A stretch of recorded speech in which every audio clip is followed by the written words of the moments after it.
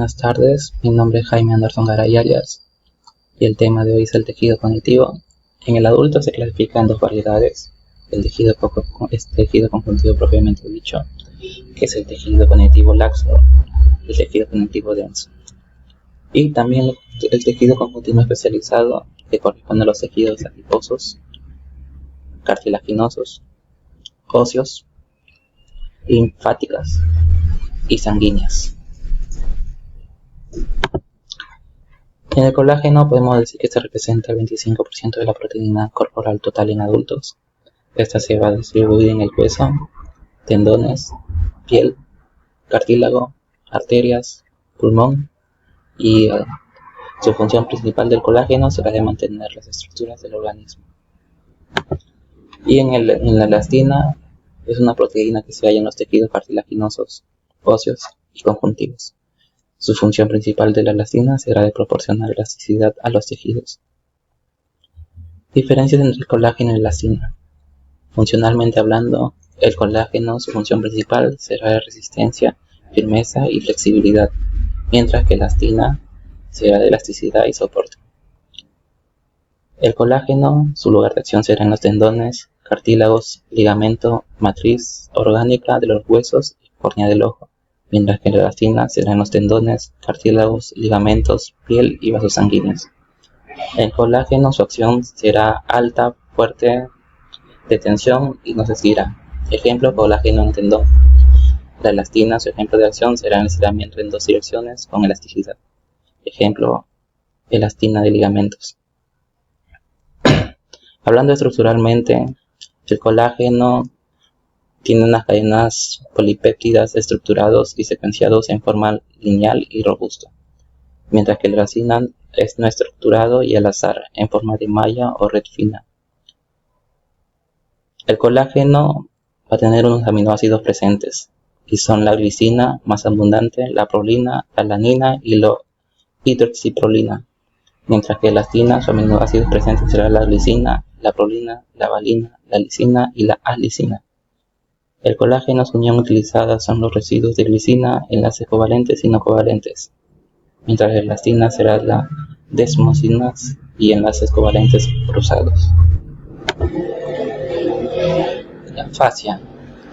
La fascia es una red de tejidos conectivos en bandas que envuelve todas las partes internas del cuerpo, desde la cabeza y los pies, y lo fusiona todo. Va a haber varios tipos de fascia, entre ellas va a ser la fascia subcutánea hipodermis, que se encuentra bajo la piel, en su cara profunda. Esta capa se encuentra tabicada y conectada a la piel, tejido celular subcutáneo y músculo.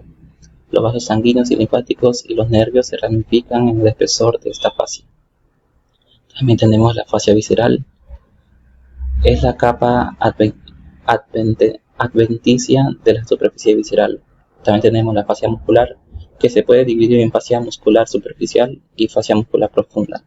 En la fascia muscular superficial vemos que es una membrana conjuntiva que envuelve el músculo separándolo de los músculos vecinos y lo separa en grupos funcionales, evitando que se rocen y favoreciendo su movilidad, mientras que en la fascia muscular profunda envuelve a la vez todos los músculos de los distintos grupos musculares de segmentos, constituyendo las diferentes comportamientos o septos en una extremidad. Eso es todo.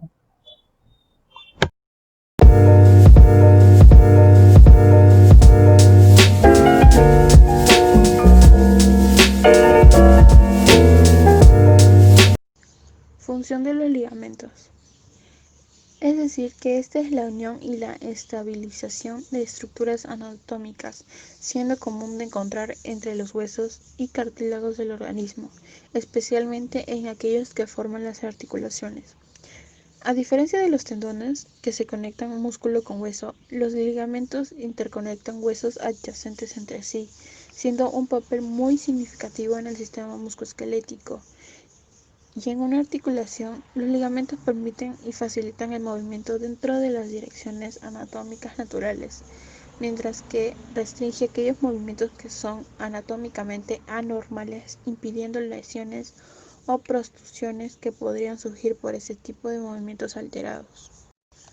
La composición de un ligamento se compone de fibras musculares rígidas, de naturaleza similar a los tendones, Este tejido se encuentra estructurado por un grupo de pequeñas entidades denominadas fascículos, los cuales conforman las fibras básicas, y que a su vez esta estructura existen fibras onduladas que contribuyen de forma significativa en su respuesta no lineal a un esfuerzo de tensión aplicado. Sin embargo, aún no está claro en qué forma y en qué cantidad es la relación de función-estructura que desempeña un papel en el comportamiento del hueso. Al hablar de estructura se divide en tres puntos principales: las fibras colágenas, que son formadas por glucoproteína estructural de la familia de la escleroproteína. Esta proteína es sintetizada y secretada a la matriz por los fibroblastos en forma de tropocolágena. La colágena es la proteína mayoritaria en el tejido del ligamento y constituye el 75% de su peso seco.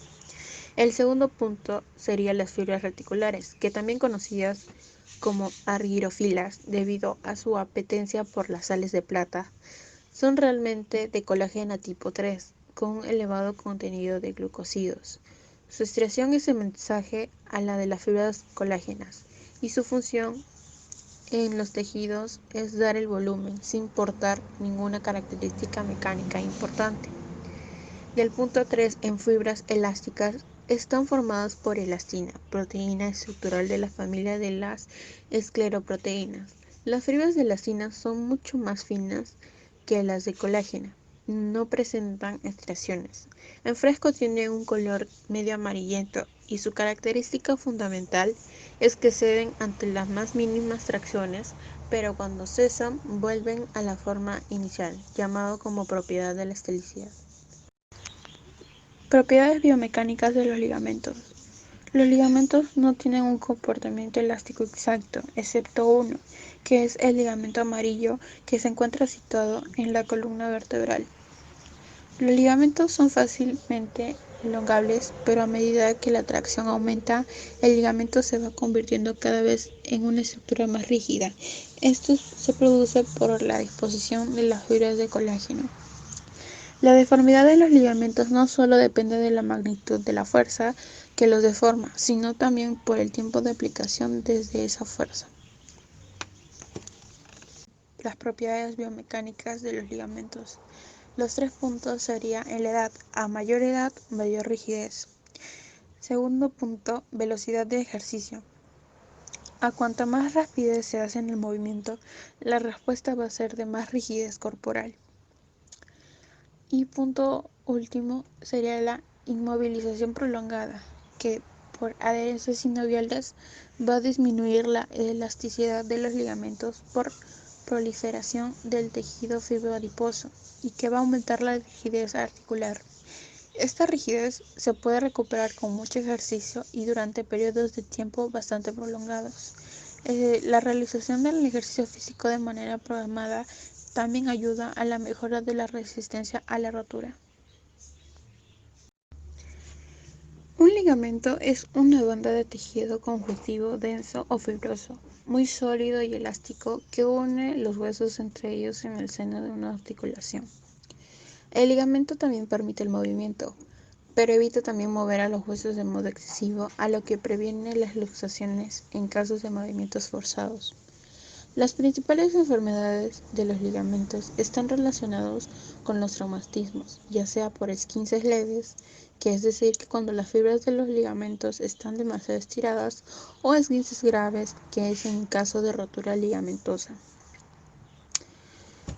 Se divide en 5 puntos, que sería su composición, su función, su clasificación, su comportamiento biomecánico y la diferencia entre un tendón y un ligamento.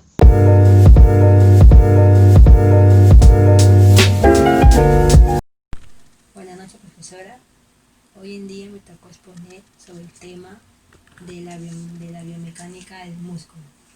Voy a exponer su importancia, su función y otros datos más. Su importancia es que el sistema muscular es una red de tejidos del cuerpo que controla el movimiento de su estructura y sus órganos. Y su función principal de los músculos es contraerse para poder generar movimientos y realizar funciones vitales. Ok, ahora voy a explicar sobre el que tiene el músculo tiene unos tres tejidos que son el músculo esquelético, músculo liso y músculo cardíaco. También voy a explicar que tiene 4 propiedades, que es excitabilidad, contractibilidad, tonicidad y elasticidad. También su clasificación de los músculos según su acción, que son 3: agonistas, antagonistas y sinergistas. También sobre su clasificación de los tipos de músculos según sus posibilidades y su forma. No, según su posibilidad de movimiento, que es flexor, extensor, pronador, supinador, aductor y abductor. También sobre su clasificación según su forma y su disposición, que es plano, corto, ancho, largo o alargado, fusiforme, unipeniforme, bipeniformes y multipeniformes. También hay digástricos, poligástricos, bíceps, tríceps y cuádriceps. También para cerrar, explicaré sobre la contracción muscular, que son 3: contracción isométrica, isotónica, que se divide en 2: concéntrica y excéntrica, y auxotónica y isocinética.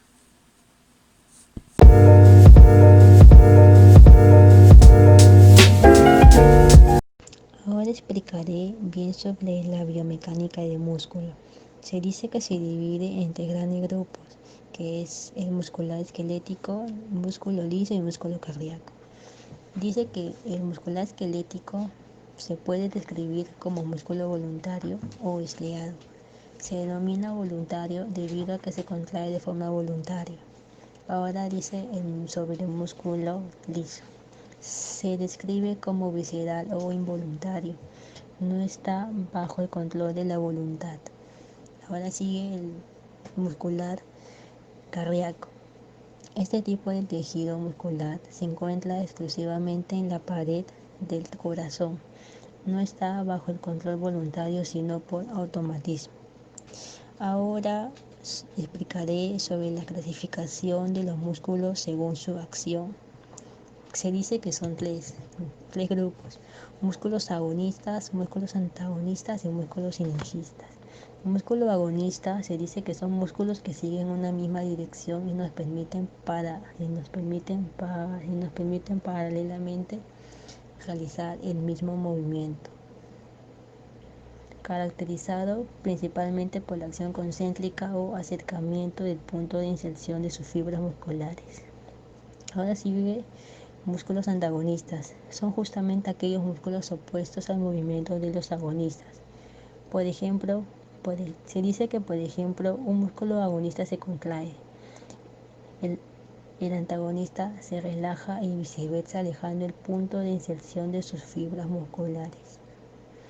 Músculos sinergistas son aquellos músculos que permiten de forma indirecta que el movimiento se realice correctamente. Ahora sigue sobre la clasificación de los tipos de músculos según su posibilidad y movimiento. Se dice que son 6 grupos. Uno son los flexores, que permiten la flexión de las extremidades. Por ejemplo, doblar la pierna sobre el muslo o el brazo sobre el antebrazo. Extensores permiten la extensión de las extremidades. Ejemplo, estirar la pierna sobre el muslo. También acciones como extender el codo, el hombro o la rodilla. Pronadores son los que hacen girar las extremidades, por ejemplo las manos hacia adentro. Supinadores son los que permiten la inclinación de las extremidades hacia afuera. Abductores son los que se encargan de alejar las extremidades del eje central del cuerpo. Un ejemplo es levantar un brazo a los lados. Aductores: estos acercan las extremidades hacia el eje central del cuerpo. Y ahora sigue la clasificación de los tipos de músculos según su forma y disposición. Son 9. Primero comenzaremos con planos. Con forma de abanico, básicamente se caracterizan por su eje, por su base aplanada. Por ejemplo, el músculo pectoral.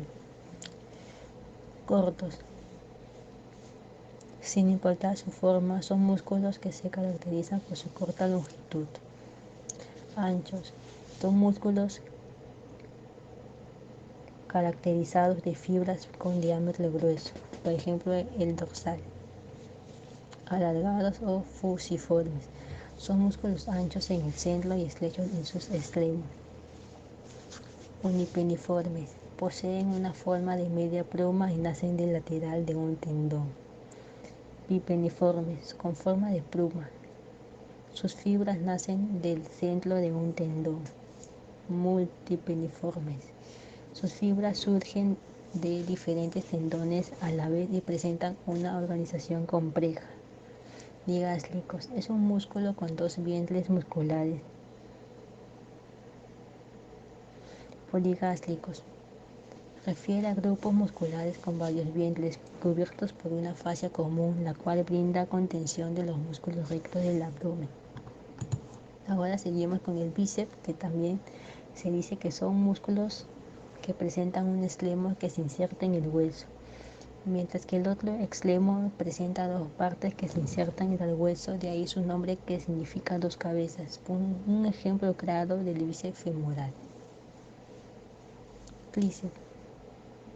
Similar al anterior, los músculos de un extremo se insertan al hueso, pero difiere en el otro extremo, donde el músculo se divide en tres partes al insertarse al hueso. Por ejemplo, el tríceps braquial. Cuádriceps. Su estructura muscular es similar a las anteriores, a diferencia que en este caso son 4 los tendones insertados de forma individual al hueso. Ahora seguimos sobre la contracción muscular. Esto es muy importante. Se divide en 4 grupos, la cual isotónica se divide en concéntrica y excéntrica. Primero comenzaré explicando con la contracción isométrica. Es cuando el músculo se contrae y su longitud no varía. Ahora sigue la contracción isotónica. El músculo cambia su longitud, pero mantiene constante la fuerza que ejerce durante toda la contracción. Esto se divide en concéntrica y excéntrica.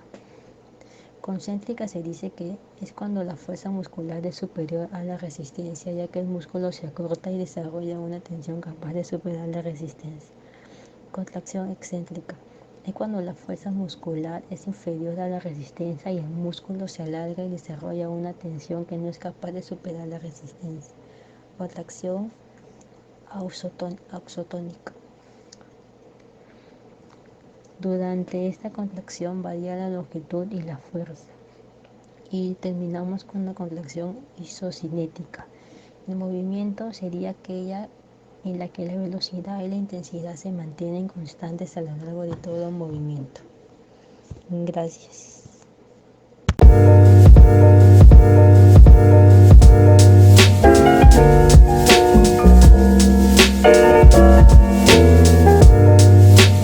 Biomecánica del hueso. Introducción. El tejido es una variedad de tejido conjuntivo cuya estructura es más dura y más sólida por contener sales de calcio. Constituye la base histológica del hueso que constituye el esqueleto humano y que conforman parte del aparato locomotor. Los huesos están cubiertos externamente por una finísima capa blanquecina de tejidos conjuntivos muy vascularizado denominado periósteo, recorrido por la extensa red de capilares y terminaciones nerviosas que, penetrando hacia el interior por los orificios nutricios, nutren e inervan el tejido y a todos los componentes del hueso. El periósteo es responsable del crecimiento en grosor de los huesos y consta de 2 capas. La capa externa, que es fibrosa con fibras colágenas en disposición longitudinal, aunque de orientación irregular. Por su parte más profunda circulan numerosos vasos que penetran en los conductos de Walkman y se comunican con los conductos de Havers. También hay fibras elásticas en menor cantidad. La capa interna, osteogénica, con predominio de las células sobre las fibras. En la parte más superficial abundan los fibroblastos, con potencialidad para transformarse en osteoblasto, mientras que en la parte media abundan los proosteoclastos y en la parte más profunda los osteoblastos, dispuestos según una capa mononucleada, la capa osteogénica de Ollier. Ya, luego de la introducción de la biomecánica del hueso, vamos a ver lo que son las funciones. Primero, las funciones mecánicas. Es de protección, proveer de eslabones cinéticos, proveer de sitios de inserción muscular y estructura de soporte. Estos últimos tres condicionan el movimiento humano. Funciones fisiológicas: producción de células sanguíneas, metabolismo mineral. La composición y estructura del hueso está conformado por un componente inorgánico del 60% peso en masa. Esto que hace el tejido duro y rígido, hidroxipatita, que está compuesto por calcio y fósforo. El componente orgánico, el peso en masa es el 30%, proporciona flexibilidad y elasticidad. Del 90 al 95% son de fibras de colágeno y de 5 a 10% son células óseas. Y el último 10% estaría compuesto por agua. La estructura ósea a nivel microscópico, ahí como podemos observar en la imagen, podemos ver primero una laminilla. Dentro de esa laminilla podemos observar los canalículos, los osteocitos y lagunas. Después podemos ver lo que es el periósteo, es una tela que recubre al hueso.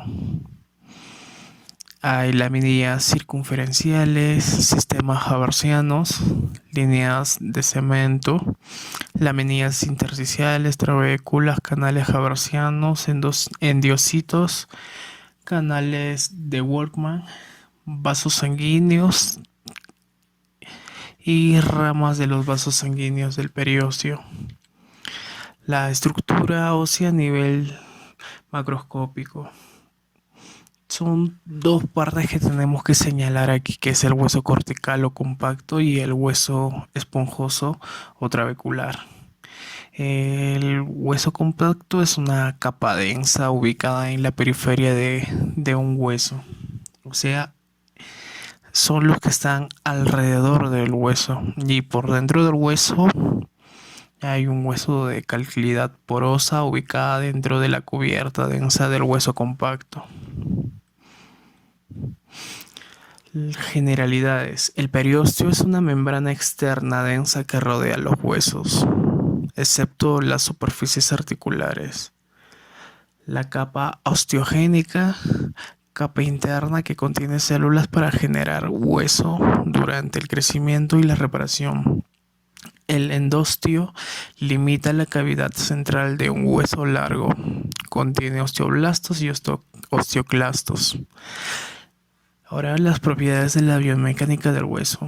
Primero acá podemos ver lo que es la fuerza.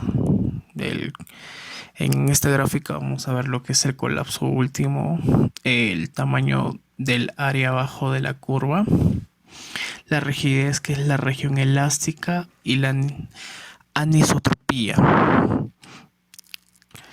¿Qué es la anisotropía? Son propiedades de un material donde se muestran características mecánicas diferentes de cuando la carga se aplica en diferentes direcciones.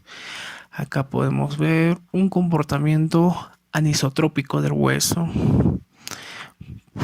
Esto es cuando se le genera el estrés y tensión. Aquí podemos ver en la línea celeste la carga transversal, la basculada a 60 grados, la carga desde 30 grados y una carga longitudinal. ¿Cómo se comporta un hueso biomecánicamente? Primero vamos a ver lo que es la tensión.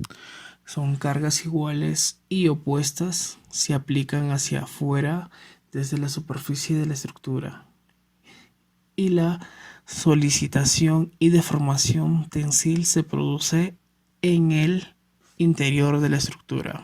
Ahí podemos ver un ejemplo de una radiografía. La compresión son cargas iguales y opuestas hacia la superficie de la estructura y la solicitación y deformación compresiva se produce en el interior de la estructura. Ahí podemos ver como por ejemplo la radiografía de las vértebras que se comprimen siempre cuando cargamos algún peso, por ejemplo. La cizalla, carga paralela a la superficie, a la estructura y a la solicitación y deformación se produce dentro de la estructura. Ahí en la radiografía podemos ver un hueso fracturado. Flexión. Las cargas se aplican de modo que se genera una flexión alrededor de un eje. Es una combinación y tensión y compresión. Ahí también podemos observar en la radiografía una fractura. Torsión. Se aplica una carga a una estructura de tal forma que le causa un giro sobre su eje y se produce un torque dentro de la estructura. Esto es una solicitación de cizalla en planos paralelos, solicitación de tensiles en planos diagonales con respecto al eje. Acá podemos ver una fractura que se ha dado en una torsión. Vemos cómo se ha torcido el hueso. Influencia de la actividad muscular sobre la distribución de la solicitación en el hueso. La contracción de los músculos insertados en el hueso altera la distribución de la solicitación en el hueso. Esta contracción muscular disminuye o elimina la solicitación tensil sobre el hueso, produciendo solicitación compresiva que la neutraliza parcial o totalmente. Dependencia de la velocidad de la deformación en el hueso. El comportamiento biomecánico del hueso varía con la velocidad o tasa de carga. El hueso es más rígido y soporta una mayor carga hasta el colapso cuando las cargas se aplican a mayor velocidad. Aquí podemos observar lo que son las fracturas óseas basadas en la cantidad de energía liberada en la fractura. Tenemos de baja energía, que es una simple fractura en torsión del esquí. Una alta energía en accidentes automovilísticos. Y muy alta energía en velocidad de disparo de una bala de alto calibre. Fatiga del hueso bajo cargas repetitivas. Las fracturas óseas se pueden producir por una única carga que excede la fuerza última del hueso o por la aplicación repetida de una carga de una magnitud inferior. Se llama fractura a las fatigas y es típicamente producida por pocas repeticiones de una carga alta o por muchas repeticiones de una carga relativamente normal. Cuando el hueso se somete a cargas bajas repetitivas puede sufrir microfracturas. Las fracturas de fatiga se producen normalmente durante la actividad física vigorosa continua, que causa que los músculos se fatiguen y reduzcan su habilidad de contracción. Son menos capaces de almacenar energía y así neutralizar las solicitaciones impuestas sobre el hueso. La influencia de la geometría del hueso sobre el comportamiento biomecánico. El comportamiento biomecánico de un hueso está influido por su geometría. En este caso vemos lo que es la longitud del área de corte transversal, la distribución del tejido óseo alrededor del eje neutral. Hay una ley que es de Wolff que nos dice que la remodelación del hueso está influenciada y modulada por las solicitaciones mecánicas. El hueso se remodela en respuesta a las demandas mecánicas aplicadas sobre él. Se produce donde se necesita y se reabsorbe donde no se necesita. Hay cambios también degenerativos en el hueso asociados con el envejecimiento. Con la edad se produce una marcada reducción de la cantidad de hueso esponjoso y una disminución en el espesor del hueso cortical. Estos cambios disminuyen la fuerza y la rigidez ósea. Gracias.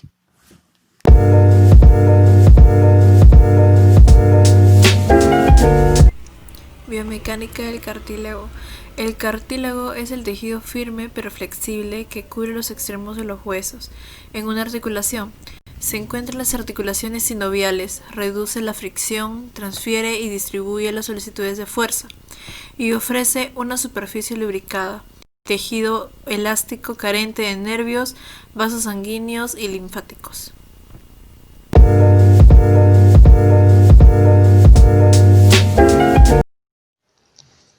Funciones del cartílago. Permite el movimiento entre las superficies articulares con un mínimo de fricción y por tanto de desgaste de sus superficies. Transmite la fuerza de los extremos óseos a través de una amplia superficie de contacto, enviando así la existencia de cargas puntuales que podrían lesionar la articulación. Propiedades biomecánicas. Los condrocitos le dan al cartílago características mecánicas de plasticidad y viscoelasticidad. El cartílago posee un comportamiento casi elástico, con una recuperación casi instantánea de la deformación generada. También posee una matriz orgánica, sólida y con poros elásticos. Eso es en la fase líquida. Por lo tanto, es medio fluido y poroso que se parece bastante a una esponja de agua. Ahora, en la permeabilidad del cartílago. El cartílago es altamente poroso.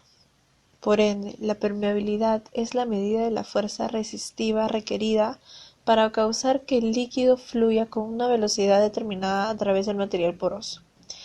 Y también el cartílago posee muy baja permeabilidad. Ahora, en las interacciones estructurales entre componentes del cartílago solo encontramos dos, que es en la fase líquida, que en esta se encuentra la agua y sales disueltas, y la fase sólida. En su composición, el cartílago está constituido por 65 a 80% de agua. Las tres sustancias que conforman adicionalmente el tejido cartilaginoso son el colágeno, las glicoproteínas y los condrocitos. El colágeno es una proteína fibrosa. Es también la base constituida de la piel, los tendones, huesos y otros tejidos conectivos. Las glucoproteínas son una combinación de proteínas y azúcares y entrelazados al colágeno forman fibras y forman una red. Los condrocitos son células que crecen a lo largo del cartílago y ayudan a mantener el crecimiento del cartílago. En su estructura encontramos 4 capas. Una, que es capa superficial o de deslizamiento. Esta posee escasa actividad metabólica. La segunda capa, que es intermedia, posee una elevada actividad metabólica. La capa profunda, que sería la tercera, está rica en fibras de colágeno. Esta se distribuye radialmente formando arcos. Y por último, la capa calcificada es la capa de anclaje del cartílago al hueso. Composición y estructura del cartílago. En la composición encontramos condrocitos, MEC, colágenos, proteoglicanos y agua. Los condrocitos manufacturan, secretan y mantienen el componente orgánico de la matriz extracelular. El MEC, densa red de fibrillas de colágeno embebidas en una solución concentrada de proteoglicanos. El colágeno le confiere fuerza y resistencia a la tracción. El proteoglicano ayuda a soportar cargas en compresión. Y el agua, su movimiento permite la lubricación y amortiguación. Desgaste del cartílago articular. El desgaste se refiere a la retirada no deseada del material de las superficies sólidas por acción mecánica. El desgaste articular puede ocurrir por dos componentes, el desgaste interferencial y el desgaste de fatiga. El desgaste interferencial resulta de la interacción de las superficies de carga. El desgaste articular puede ocurrir de dos maneras: adhesión, Este aparece cuando los fragmentos de las superficies articulares se adhieren entre sí y son arrancados durante el movimiento. Y el desgaste abrasivo, que ocurre cuando un material blando es raspado por uno más duro degenerado. El desgaste de fatiga, que resulta de la deformación de bajo carga, este se refiere a la acumulación de daño microscópico dentro del material de soporte de la carga bajo solicitación repetitiva.